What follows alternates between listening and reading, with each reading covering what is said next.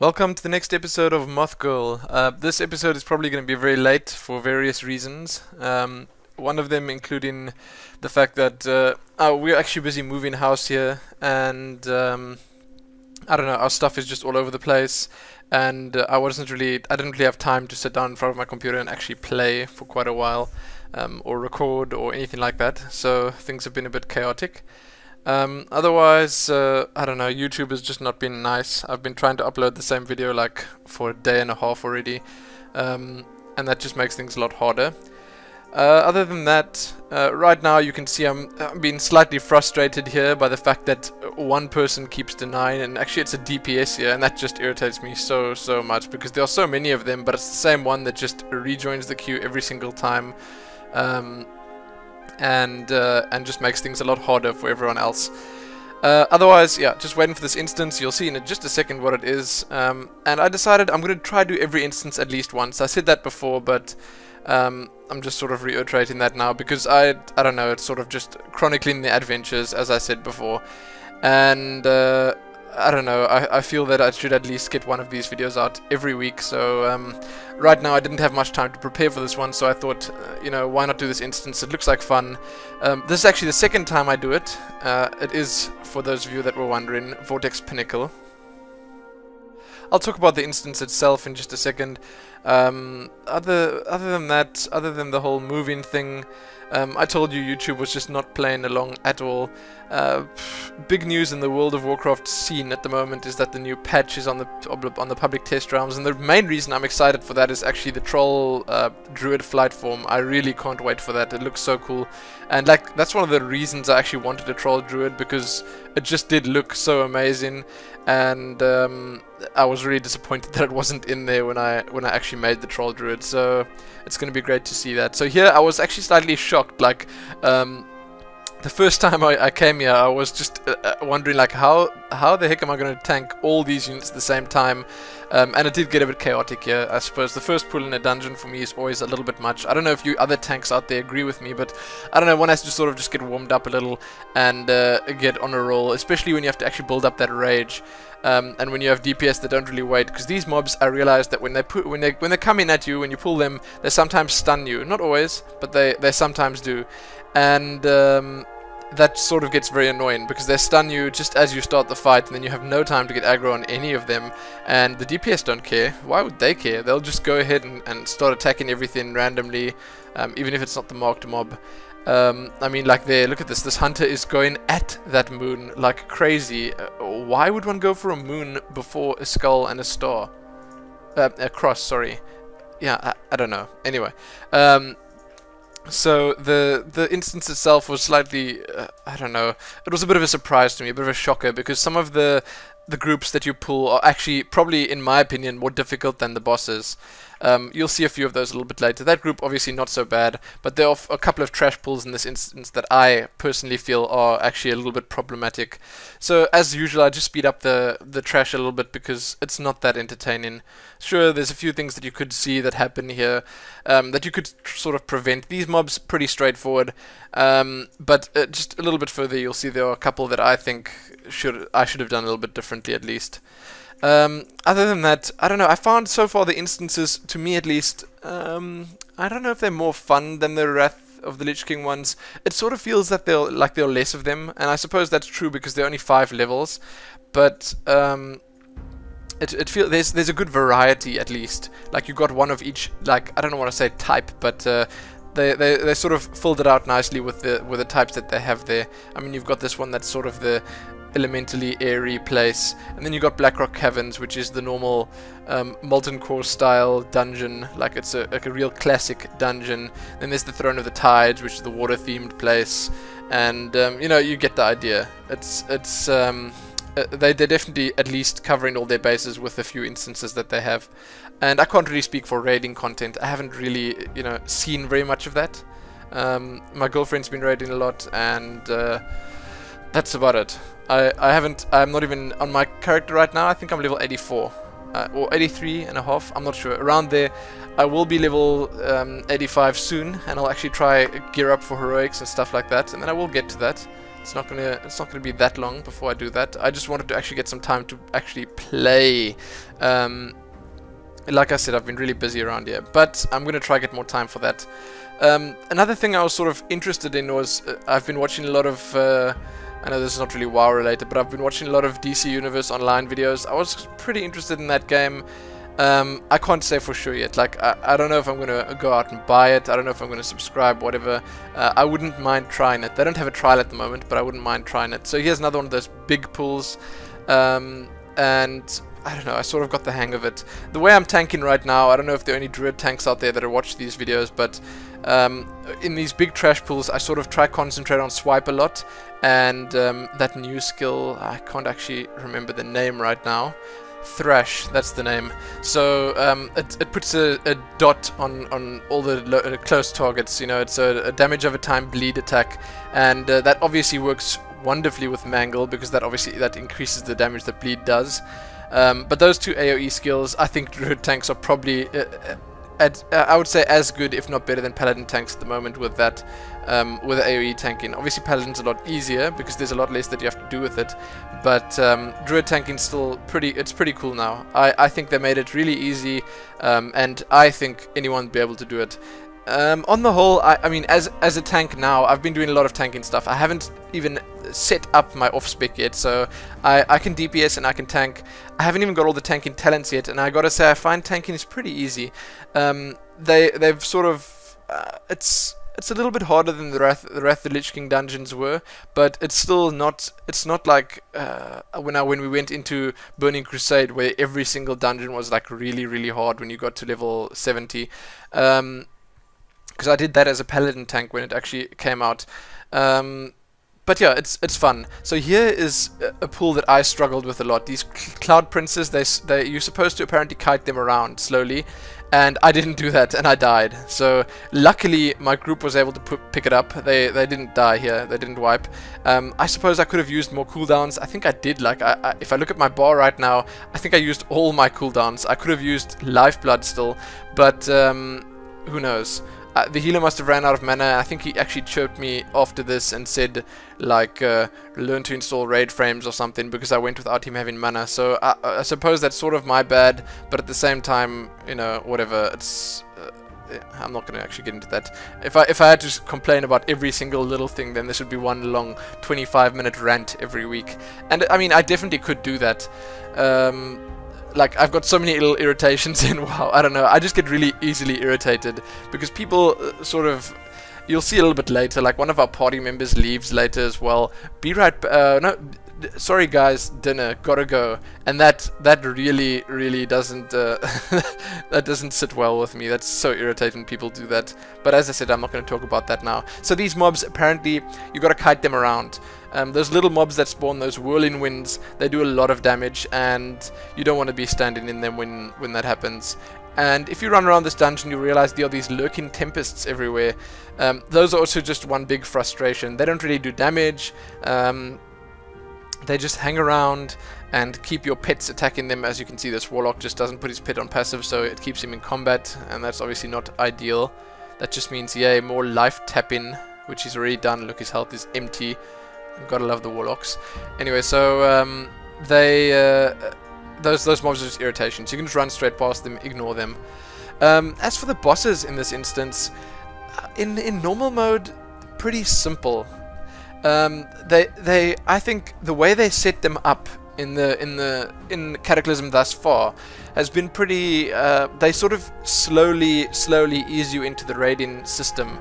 There are little things that you got to sort of do.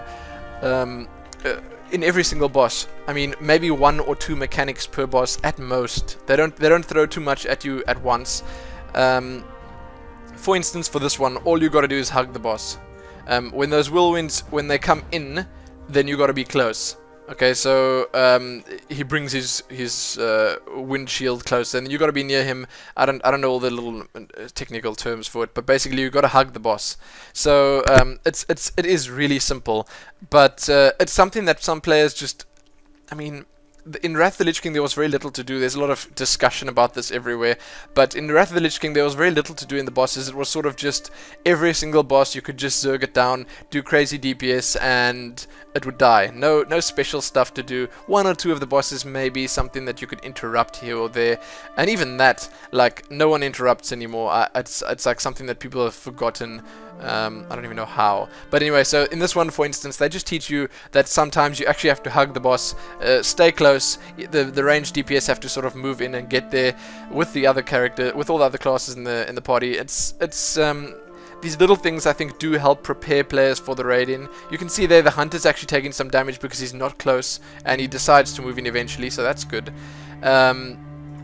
And every boss, like I was saying, they implement one of these little things that they could possibly be using in another raid a bit later on. And it just makes players at least sort of think when they're doing these bosses, instead of just going crazy with the DPS and hoping for the best. So yeah, I was happy about that. I mean, I'm happy that they actually have something in here, and I do hear that in Heroics, I mean, I don't know this firsthand. As I said, I've seen them done before. I haven't done a lot. I haven't done Heroics in this yet. I haven't played any other characters beside this one past level 83, 84, you know. So I haven't seen Heroics, but I do hear from everyone that the Heroics are actually pretty hard. And funny enough, I actually watched Total Biscuit's Azeroth Daily, where he spoke about that new post on the World of Warcraft site called WoW Dungeons Are Hard. And it's like he makes some really good points there, which I did realize. Like, they were saying in that post how they like the difficulty of Heroics right now. This is Blizzard, obviously. They like the difficulty where Heroics are at. They like the fact that players are struggling. That's good. And then they go and proceed to nerf Heroics in patch 4.0.6 on the public test realms. I think there was something like 19 nerfs and just a couple of buffs. So there were a lot more nerfs than buffs. Anyway, this encounter here right now, there are these storms that pop up, and you just got to move out of them. It's really simple. There's a storm. I'm moving the mobs out of it. I think the DPS might have stood in the storm for a little bit longer than they should have, but really simple. You just move out of the storms. Quite easy. As I was saying, so they sort of, Blizzard, I don't know if they I can't say went back on their word, but they sort of just said they like that Heroics are hard, and then they nerfed them. Okay, so they'll say they didn't completely nerf them, nothing like that, nothing crazy, but still, it sort of makes you wonder. But I've now sort of gone on a tangent here and totally forgotten what I was actually talking about. Oh yes, okay, so Heroics, I hear that they're pretty hard, and I do like that. I mean, I would like to struggle on them, and I would like it that players can't just jump into them right when they hit level 85. They jump into the Heroics and sort of just start plowing through them at a massive speed, because that just irritates me. Then players have no idea what they're doing. They don't have the right gear. They don't know what the boss encounters, how they work. And I think the system that Blizzard implemented now, where you actually need a specific gear level to actually queue for the dungeon, that makes it a little bit easier, because then you would have to go and do those level 85 dungeons, the normal ones. You'd have to go and do them before you can go into the Heroics. You'd need a couple of pieces of gear. You can't just jump straight into it after questing to level 85. I think that's good, and I think it is working pretty well for them so far. So we'll see. I mean, there's a lot of changes that are coming up, and they're still working hard at balance and everything. I did hear about new systems, new ways of improving the looking for group system as well. I'll talk about that in just a second. So this mob here, the dragon, you just got to pull it out of this healing, that's called the healing well that he's standing in, and pretty simple, pretty straightforward. You got to move it away. But as a tank, I'll warn you guys that you actually have to put quite a bit of distance between yourself and the dragon before it actually moves. He said I must move it more, so I move it more. I can see that it's actually still being healed there. So if it stands in that healing well, it gets healed. And so you actually have to back up quite a bit before it actually moves. I know a lot of people will say, "Hey, you should never run backwards. You should never run backwards. Backpedaling is bad." No, it's not that bad. Okay. Sure, you could have strafed or whatever, but then you wouldn't be hitting the mob while you do it, and there's no like real rush to get away from him here. Anyway, so you get a bit of aggro on him, you just move him back, and it's straightforward. Then you got these whirling spheres here. They're called Howling Gales. What they pretty much do is they'll knock you off. You just wait for them to sort of stop spinning, and then you run through. That's it. Simple as that. You don't want to get caught by them, because if you go flying off the edge, then it's no good. Same thing, I suppose, goes for some of the mobs. There are actually mobs in this instance that do knockbacks. I think one of the first few groups in the instance does that, and that can get frustrating, like falling off there. And I've actually seen people here in this specific encounter running back into those gales and then getting knocked off right while we're busy fighting these things, and that's obviously not optimal either. Anyway, the trash and stuff in these instances, like, some of them have less trash, some of them have more, some are easier, some are more difficult. I don't know. I think it's a good mix. There's nothing really groundbreaking about it, but it does look nice. I didn't really have much time to look at the scenery in this instance. The first run I went in here, I actually took a lot of screenshots and stuff. But the instances do look nice. The graphics that they use are great. The models, the NPCs, whatever, all of it is really cool. And to me, they've done a great job. And I spoke earlier about the variety that they got in these, and that's also a good thing. Otherwise, another thing I was going to talk about was the quests in this instance. I'm questing in Uldum at the moment. That's one of the zones that I really didn't want to skip. I could have gone straight to Twilight Highlands on level 83, I think, or 84. I don't know when it was. But I actually want to do Uldum. There are some quest lines in there that are just absolutely amazing. Like, sorry, I'm going to yawn now. Never mind. It stopped. Harrison Jones. Those quest lines are absolutely amazing. Like, inspired by Indiana Jones. Harrison Ford, Indiana Jones, get it? Yeah, that's pretty cool. Anyway, that quest line's amazing. Like, that guy is always exciting. There's always something fun to do there. There's always some little Indiana Jones inspired thing happening. And I hear that later he's actually got like an arch nemesis or something, which I haven't seen yet, but I can't wait to see it because it sounds really cool. And that to me it's nice. I sort of enjoy the questing, and I would have loved to put more questing videos out. But like, as I said, I was really busy now and in the last little while, and sort of that's a bit more time consuming. Other than that, I'm going to probably do that soon. I want to do it at least before level 85 again, but that's beside the point. So here's another one of those groups that you pull that just do those storms. Pretty easy, you move out of them. I don't know if I'm doing everything right as a druid tank, but I just assume I am. I sort of spam maul, mangle, thrash, swipe. Now I yawned and the dogs are barking. Anyway, so yeah, I don't know if I'm doing everything right. You guys can have a look at this and sort of review my performance, because I'm not. I mean, in some ways I'm a bit lazy in that sense, because I sort of autopilot through that. But at the same time, I try make sure that I keep everyone aggro off everyone. I try be as attentive as I can. Now and then I'll miss a mob, something like that. But I try be as attentive as I can and try actually, tank like a tank should. Because more often than not, tanks are sort of just like whatever. There's just one mob attacking him, they'll be fine. But if they have that attitude in heroics, then that's obviously not going to be fine, because players get one-shotted pretty easily. But yeah, back to the quests. Sorry, I again got sidetracked. I just keep doing this.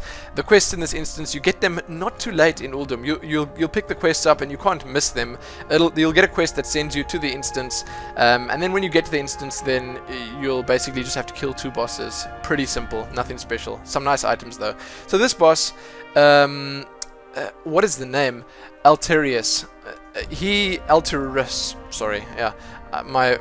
I'm actually recording this in Vegas, so the names are incredibly small. He makes this wind, and what you got to do is he'll change the direction of the wind every couple of seconds. What you got to do is I've been told tank him sort of semi in the middle of the map, and when he does the wind, you must stand with your back to the wind, and you'll get a buff. So here I'm failing horribly, as you can see. I'm trying to pull him to the middle of the screen, but it's not working that well. And there you go. I'm finally turning him in the right direction. And then he shifts direction again. See, abruptly shifts the direction, and it's incredibly simple. I don't know how it works if you have really low graphics. I don't know how it works if you maybe just can't see that wind. That would be a bit of a bummer, because it'll probably be quite hard to see what you have to do there. But I assume Blizzard have thought of that. It'll probably look the same there. And you're supposed to actually show that when he blows his breath, you're supposed to show him, face him away from your group. But my group was conveniently spread out all over the place, so I just sort of ignored that. But the boss itself, pretty straightforward. As I said, just show your face your back to the wind, and you'll get a sort of a buff there, and you won't die, you won't fail horribly. These things were pretty fun. I enjoyed this. Bouncing around in the air, always cool. And there you can just have a look at this cool, I mean, this is a new effect that they put in Cataclysm, this smoky, foggy, cloudy effect. They used it in a couple of places. I saw in Twilight Highlands there's a little fortress that's hanging around in the air somewhere that uses it quite nicely. There are tufts of clouds, like it looks like real clouds, and to me that makes it just look feel a bit more atmospheric, look a bit better. So yeah, good stuff by Blizzard to implement those nice effects. On this group, I've been told, I sort of go by what people just tell me here, and I believe that it's actually the way of doing things, because it makes sense. The Adepts are the healers, so you got to take them out first, and then after that I suppose it doesn't really matter what you take out, because they do heal pretty fast, and they just keep spamming those heals, so if you don't go for them first, you're going to be in trouble. Otherwise, these mobs, they were pretty annoying. Difficult to tank, annoying. They just sort of randomly target everyone and shoot stuff. But otherwise, pretty simple. This little piece here, I also like this. Speeding up the mundane. You gotta go up this spire thingy here. So, oh, there you go. Gotta go dinner, sorry. That's frustrating. Isn't it? Yeah, that's frustrating. And there you go. I can't believe that, apparently. It just gets really irritating when people just leave for no reason. I mean, sure, there's a reason, dinner, but why join an instance if you got dinner in a couple of minutes? It's again a rant that I'm not going to do right now. What I did here was I just paused the video. I stopped recording until we got a new healer. And eventually we did get one. I can't say if it was a better healer or not. I mean, I don't really judge these things very well.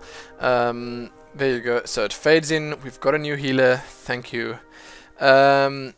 It's sort of it's frustrating, but I mean the wait for a healer is not as bad as a tank, and I'll say it over and over again. I'm incredibly happy that I rolled the druid because of that one fact. I mean, sure, I'll miss the DPS of a mage, and wait, let me get back to that in a second. So this pool right here, once again, you got to go for the adept first, and you got to actually not fail at tanking them, which I do. Pretty common thing there. But anyway, you got to go for the adept first. You kill it quite quickly. The DPS are handling it quite well. But the main thing here is you got to keep it out of that little what would I call that? Vortex field prism cubicle. Okay, there. You got to keep it out of that thing. That little triangle of lightning there. And if they're in there, then they're sort of immune to spells, I think it is. I'm not sure, but you should keep them out of there. That's just the general theme of this area is stay out of that thing. But it's pretty funny because, well, it makes sense actually, because you'll see in the last boss, which is coming up, you gotta, when he does this ability, you gotta stand in those fields that he makes, and it's sort of the same kind of thing here. You stand in this, then you're immune to that. But I'll get to that when we get to the boss. Anyway, the trash, once again, it has to be slightly annoying. I mean, Blizzard can't make the instance all fun and joy and happy times, because it's got to be annoying, it's got to be a bit frustrating, because you actually have to work at it. So that's fine with me. Like, as I said, I actually don't mind struggling on it.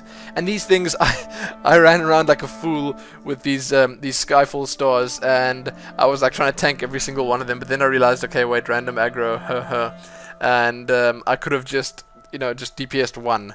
I would have done a good job, okay? I was doing a good job right here. I was thinking to myself, wow, I'm gonna get aggro on all of them now, but that didn't work. That didn't work out at all. Then I realized, okay, they were shooting everyone randomly here, but I actually, on the next group, I did the same thing, and it just didn't work out. So then, yeah, best thing here is just to DPS them down as fast as you can. Don't worry about running around trying to keep aggro on them as a tank. That just doesn't happen. It doesn't make sense. There's no point. So yeah, pretty fun. I mean, I gotta say the effects that they used there, really cool, looks nice, and yeah, impressed, 100%. And this was again one of those like, huh, are you serious? Look at all those mobs. That's like 1, 2, 3, 4, 5, 6, 7, 8, 9, 10 mobs right there. Okay, these huge pools. I assume in heroic you gotta crowd control like at least 2 or 3 of them. And I mean, as a tank, again, I'll just speak from the tank's point of view because that's what I'm doing here. It's actually sometimes pretty difficult staying away from those crowd-controlled units and actually not sort of breaking the crowd control, because Swipe has a pretty big range and it doesn't care for crowd control as far as I know. Maybe it does, I don't know. But you should care about where you stand in with them, because I assume that if you're a paladin and you just go and tank it there in the middle of that group, you run up in there, throw down the consecration. I think that your mage, your rogue, your hunter, they're all going to be pretty angry at you, because you're going to be breaking their traps, polymorphs and saps. So yeah, as a tank, there's actually a lot to think about when that's concerned. And this is another thing that I sort of don't like, where you actually have to pull these mobs out. So on the stairs, the guy tells me, and I think, okay, fine. But then you actually rely a lot on TPS and healers here, in the sense that if I pull these mobs now, and my healer throws a heal on me, they're going to go for him. If I pull these mobs and the DPS even shoots one shot at one of these mobs, they're going to go for him. There you go, changed target. Nice one, Hunter. I feel that DPS sort of don't really take enough responsibility in instances. I said that at the beginning. They got and these instances, these bosses, the way they work at the moment, they sort of teach DPS a little bit more responsibility. They teach them that they actually have to do something or not do something at times. Like there, I feel that the Hunter shouldn't have attacked before the mobs were actually around the corner and close enough for me to tank properly. Same thing for the healer. Healer, I think, has enough responsibilities. I'm not going to flame on him. Healing isn't easy. But the DPS, I do think that some DPS play pretty brain dead. They don't try help out. For instance, a rogue could quite possibly have ran in here and stun locked the guy. You know, you can do that. Sure, your DPS output will be a little bit less, but if you're thinking about heroic or something like that, you stun lock someone that's casting heals, casting these lightning bolts, stuff like that, you're going to be better off, because your tank will be taking less damage, the healer will be under less pressure. I mean, what can I say? It just makes more sense that you do something like that. I mean, obviously people don't always think of that, but things like that help. If you, as a rogue, you can kick, you can interrupt. If you're a warrior, you can interrupt. Like everyone has something that they can do to help out. And often they don't do that. They just want to be on top of the damage meter. And that's all good and well that they want to do high DPS, but there's a time for that, and there's a time for actually trying to make the group work. So yeah, there we go, back at the Skyfall stars, and that was me ranting again, which, wow, this is a bad episode for me. Anyway, these stars look really cool. I can't say much more about them. And here is our last boss. His name is Assad, and he's a genie, or a jinn. Okay, whatever, a jinn. I really like his model. That looks amazing. The detail in there is pretty cool. And is that a mustache that he has? I think so. It looks pretty fly. It's a great looking model. I can't really say much more about that. He does look cool, and I think that this is a model that they can definitely reuse somewhere else, because I wouldn't be angry about that. Anyway, so here's what the boss does. Pretty simple. You attack him till he conjures his temporary grounding field. It's like, I mean, I keep wondering about this kind of thing. I mean, at first I thought, okay, what a silly boss. Like, why would he first make the field, and then it's begging us to stand in there and like, okay, adventurers, come stand under my field, be safe while I fry the rest of the room. But then I suppose it makes sense, because he's busy channeling his spell and he's busy charging up, and then obviously he has to protect himself. So that's where my train of thought went. So he's protecting himself, he has to make the field, and the adventurers that don't manage to get up in that hizzle in time will definitely get fried by the lightning. So anyway, that's what you got to do. It's incredibly simple, and I'm going to assume once again that in heroic it's a bit more complex. You don't have to run immediately. I feel I ran probably a little bit too early there. I didn't need to do that, but I suppose better safe than sorry. This was my first, well, my second time here actually. So you don't have to run immediately. That's one thing I'm pointing out, but you should do it pretty soon. Then he does this big storm, lightning storm around the area, drops down. You can actually attack him while he's doing it. I think our DPS was pretty bad here, because usually I think by the second storm, by the end of the second storm, you're sort of about to kill him.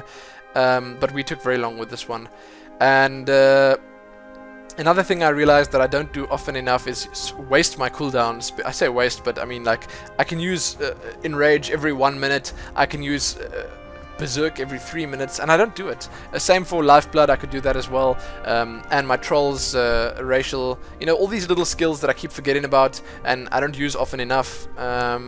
Yeah, they can be used a lot more often. So those are a few of the mistakes that I make. And there you go. My fraps actually cut out in just a second or two.